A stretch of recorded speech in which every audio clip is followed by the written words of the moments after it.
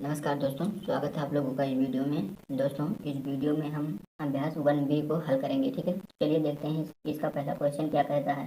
पहले क्वेश्चन में दिया गया है, निम्नांकित सारणियों में रिक्त स्थानों की पूर्ति के लिए सारणी में नीचे 4 विकल्प दिए गए हैं, जिनमें से केवल एक ही सही है। सही विकल्प चुनकर रिक्त स्थानों की पूर्ति कीजिए। तो चलिए देखते हैं इसको कैसे रिक्त स्थान की हमें पूर्ति करनी है। यहाँ देखिए क्वेश्चन दिया गया है 4, 5, 6, 7, 8। यहाँ क्रमानुसार अंक लिखे गए हैं, तो यहाँ पर क्रमानुसार अंक होंगे। यहाँ 23, 24, 25, यहाँ पर कितना होगा, यहाँ पर हमें 26 बनना होगा। ठीक है, देखिए यहाँ 4, 5, 6, 7, 8 लिखे गए हैं क्रमानुसार, तो यहाँ भी 23, 24, 25, 26, 27 क्रमानुसार होंगे, अतः यहाँ 26 होगा, ऑप्शन नंबर 3। ठीक है, तो चलिए दूसरा क्वेश्चन देखते हैं। तो दूसरे क्वेश्चन में 9, 8, 7, 6 और 5 यहाँ पर घटते क्रम में लिखे गए, तो यहाँ से आप घटते क्रम में लिख सकते हैं। 35, 34 यहाँ पर कितना होगा, घटते क्रम में यहाँ 33 होगा। ठीक है, तो ऑप्शन नंबर 3 33 हो गया। यहाँ पर 32, 31। ठीक है, तो यहाँ पर कितना होगा, 33। तो चलिए देखते हैं तीसरे क्वेश्चन में क्या करना है हमें। लिखा है, निम्नलिखित प्रश्नों में उत्तर के 4 विकल्प दिए गए हैं, सही उत्तर छांट कर लिखिए। ठीक है, पहला लिखा है 13 की अनुवर्ती संख्या है। तो 13 की अनुवर्ती, जैसा कि हमने थ्योरी पोर्शन में आपको बताया था कि अनुवर्ती मतलब आगे वाली संख्या। ठीक है, तो 13 की अनुवर्ती क्या होगी, 13 की आगे वाली संख्या यानी 14। तो इसका सही उत्तर क्या होगा, 14। ठीक है, ऑप्शन नंबर 3 14। और यहाँ पर तीसरे में खा पोर्शन जो दिया गया है 27 की पूर्ववर्ती संख्या। तो थ्योरी में हमने आपको ये भी बताया था कि पूर्ववर्ती संख्या क्या होती है। तो पूर्ववर्ती मतलब इससे पहले वाली, इससे जस्ट पहले वाली एक संख्या, यानी आप ये भी कह सकते हैं कि इससे एक घटा दें यदि, तो हमें पूर्ववर्ती मिल जाएगी, और इसमें एक जोड़ दें तो इसकी अनुवर्ती मिल जाएगी। ठीक है, तो इसकी हमें पूर्ववर्ती क्या करनी है, इससे हमें घटाना होगा। ठीक है, तो इससे घटाएंगे, 27 से घटा लेंगे तो 26 आ जाएगा। ठीक है, तो इसका ऑप्शन नंबर 2 26 सही है। ठीक है, और यहाँ पर तीसरे में गा पोर्शन देखिए, 6 की अनुवर्ती प्रकृत संख्या है। ठीक है, तो 6 की अनुवर्ती में ज्ञात करनी है, तो 6 की अनुवर्ती मतलब 6 में एक जोड़ेंगे। ठीक है, इसके आगे वाली संख्या, तो इसमें यहाँ पर ऑप्शन दिया गया है केवल 7, क्योंकि किसी भी संख्या की केवल एक अनुवर्ती होती है, यानी केवल 7 इसकी एक अनुवर्ती संख्या होगी। ठीक है, यहाँ पर तीसरे में घा पोर्शन दिया गया है, 15 की पूर्ववर्ती प्राकृत संख्या क्या है।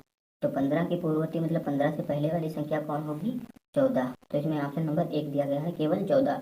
और देखिए यहाँ पर आप चौथे क्वेश्चन पर हम पहुंच गए हैं। तो चौथा क्वेश्चन है, निम्नलिखित कथनों में सत्य और असत्य छांटिए। तो देखिए पहला क्वेश्चन क्या दिया गया है, एक एक सबसे छोटी प्रकृत संख्या है। सही बात है, एक सबसे छोटी प्रकृत संख्या है। तो देखिए दोस्तों, यहाँ पर हम पहुंच गए थे चौथे के दूसरे पर, संख्या रेखा पर निरूपित किसी प्रकृत संख्या की दाहिनी ओर की प्रकृत संख्याएं उससे छोटी होती हैं। तो चलिए इसको एक पेज पर हम समझ लेते हैं। तो हमने यहाँ पर एक पेज पर संख्या रेखा ड्रा कर ली है, और आप लोगों को मैं समझाता हूँ।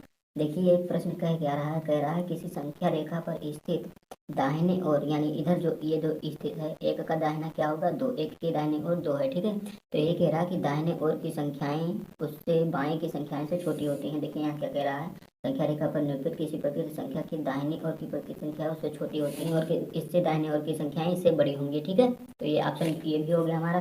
तो दूसरा क्या है, दूसरे पर हम गलत का चिन्ह लगा सकते हैं, यानी ये ऑप्शन गलत है। ठीक है, ये हमें जो कथन दिया गया है ये गलत है। अब तीसरा कथन यहाँ पर आप देख सकते हैं कि तीसरे कथन में हमें क्या दिया गया है। तो तीसरा कथन दिया गया है 101 से बड़ी क्रमांक संख्याएं 102, 103, 104 है। तो सही बात है, 101 से बड़ी कह रहा है, तो इससे बड़ी 2, 3, 4, 101, 102, 103, 104 और क्रम से हैं, जिनके अंदर एक एक का अंतर है, वो क्रमागत संख्याएं कहलाती हैं, और इससे बड़ी हुई है। ठीक है, तो ये ऑप्शन क्या होगा हमारा, ये सही होगा। ठीक है, यहाँ पर आप चिन्ह भी लगाते चलिए, ये गलत है, ये सही है। ठीक है, तो चलिए अब हम चौथा ऑप्शन देखते हैं कि हमारे चौथे ऑप्शन में क्या दिया गया है। ठीक है, तो देखिए दोस्तों, यहाँ पर चौथे के चौथे क्वेश्चन में कह रहा है 23 एक प्रकृत संख्या है।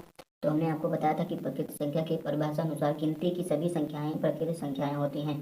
तो 23 भी एक गिनती की संख्या, यानी ये भी प्रकृत संख्या होगी। ठीक है, तो ये सही है। ठीक है, और ये पांचवा हम देख लेते हैं, प्रकृत संख्याओं में कोई संख्या सबसे बड़ी नहीं होती है। ये सही बात कह रहा है, जैसा कि हमने आपको थ्योरी में बताया था कि कोई भी प्रकृत संख्या सबसे बड़ी नहीं होती है, क्योंकि उसकी भी एक अनुवर्ती संख्या होती है। ठीक है, जो उससे बड़ी होती है। तो ये बात भी सही है, प्रकृत संख्याओं में कोई भी संख्या सबसे बड़ी नहीं होती है, इसकी बात सही है। तो यानी ये कथन जो है सही है। तो चलिए देख लेते हैं अब हम आगे के क्वेश्चन को। और देखिए दोस्तों, यहाँ पर हमें पांचवें क्वेश्चन में क्या पूछा, 9999 की अनुवर्ती प्रकृत संख्या है। तो अनुवर्ती कैसे ज्ञात करते हैं, उसमें एक जोड़कर, यानी उससे आगे वाली संख्या में हमें एक, जो उससे आगे वाली संख्या है उसकी अनुवर्ती संख्या होती है। ठीक है, तो इसकी 9999 में आप चाहें तो इसमें एक जोड़कर इसकी अनुवर्ती संख्या प्राप्त कर सकते हैं, या वैसे भी जोड़ के प्राप्त इसके आगे वाली संख्या, यानी जोड़ना ही पड़ेगा हमें। ठीक है, तो यहाँ से आप देख सकते हैं इसमें हम जोड़ेंगे तो 9 1 10 हो जाएगा, और 10 के शून्य हासिल आ जाएगा एक, और 9 1 10, यहाँ पर भी शून्य और एक हासिल आएगा, 10 के शून्य यहाँ पर भी एक हासिल आएगा, और यहाँ पर कितना हो जाएगा 10। तो इकाई, दहाई, सैकड़ा, हजार, 10,000। तो यहाँ पर आप लिख सकते हैं कि 9999 की अनुवर्ती प्रकृत संख्या जो होगी वो 10,000 होगी। ठीक है, तो अब देखिए हमें छठे क्वेश्चन में क्या कहा गया है। छठे क्वेश्चन में कहा गया है 1,01,000 की पूर्ववर्ती प्रकृत संख्या है। तो 1,01,000 की पूर्ववर्ती प्रकृत संख्या हमें पूछा है, तो इसमें से हमें घटा देंगे। ठीक है, पूर्ववर्ती मतलब आप जान रहे हैं कि इससे पहले वाली संख्या। तो कितना लिखा है, इकाई, दहाई, सैकड़ा, हजार, 10,000 और लाख। इसमें से हमें एक घटा देंगे। ठीक है, तो एक से एक जाएगा, जीरो बचेगा और यहाँ पर सारे जीरो वैसे के वैसे उतार लिए जाएंगे। ठीक है, तो कितना हो गया, इकाई, दहाई, सैकड़ा, हजार, 10,000, लाख, यानी 1,00,000 इसकी होगी पूर्ववर्ती संख्या। ठीक है, तो छठा भी हमने कर लिया। आप सातवां देखिए, संख्या रेखा खींचिए और उस पर 1 से 9 तक की संख्याएं प्रदर्शित कीजिए। तो इसको भी हम कर सकते हैं। तो यहाँ पर आप देख लीजिए, यही पेज पर मैं कर ले रहा हूँ यहाँ पर कि 1 से 9 तक की प्रकृत संख्याओं को संख्या रेखा पर दर्शा देता हूँ। यहाँ पर जीरो होता है मिडिल में, इधर भी जितनी संख्या है इधर भी जितनी संख्याएं होती हैं। यहाँ से 1, 2, 3, 4, 5, यहाँ में 9 तक दर्शाने को कहा है, 6, 7, 8 और 9 ऐसे ऐसे यहाँ पर कर देते हैं। ठीक है, तो जीरो से इधर वाली हमें संख्याएं दर्शाने के लिए कहा है, तो 0 से 9 तक की प्रत्येक संख्याओं को हमने संख्या रेखा पर दर्शा दिया। तो चलिए अब देखते हैं कि हमें आठवें क्वेश्चन में क्या कह रहा है। आठवें क्वेश्चन में कह रहा है 4 अंकों की छोटी से छोटी प्रकृत संख्या लिखिए और इसकी पूर्ववर्ती प्राकृतिक संख्या ज्ञात कीजिए। ठीक है, तो 4 अंकों की छोटी से छोटी संख्या क्या होती है, हमने आप लोगों को बताया कि 4 अंकों की सबसे छोटी संख्या होती है 1,000। ठीक है, तो 4 अंकों की ये सबसे छोटी संख्या हो गई है और ये प्राकृतिक संख्या भी है। इसकी पूर्ववर्ती संख्या हमें ज्ञात करनी है, इससे पहले वाली। तो पूर्ववर्ती ज्ञात करना है तो इससे एक घटा सकते हैं या इससे इसके पहले वाली संख्या वैसे लिख लें। ठीक है, घटाना थोड़ा आसान रहता है जिससे कि आपको कन्फ्यूजन नहीं होगा। ठीक है, 99, 1,000 की पूर्ववर्ती संख्या क्या होगी, 999।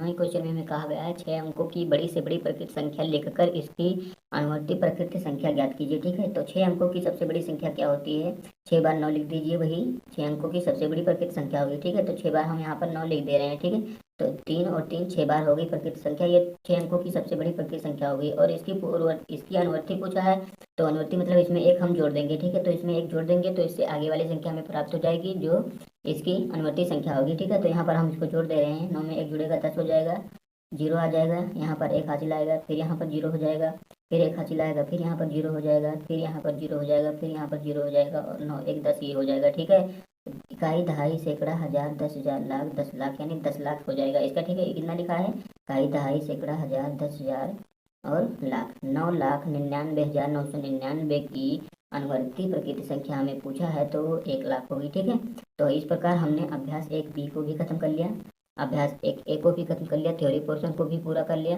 तो इस प्रकार हमारा यह प्राकृतिक संख्या नाम का जो चैप्टर है वो फिनिश हो जाता है। ठीक है, धन्यवाद।